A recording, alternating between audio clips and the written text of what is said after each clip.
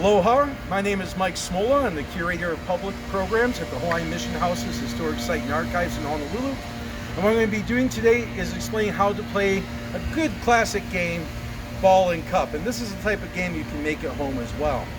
Right? So the purpose of the game is very simple. Right? It's hand and eye coordination. So what you're going to do is you're going to try to flip the ball straight into the cup. Just like that. Now, one of the things that the kids might do these days is, with the advent of kendama being very popular, is they might try to pop it up straight like that, like it's a kendama. Guess what though? That's cheating, and we don't want it to be cheating.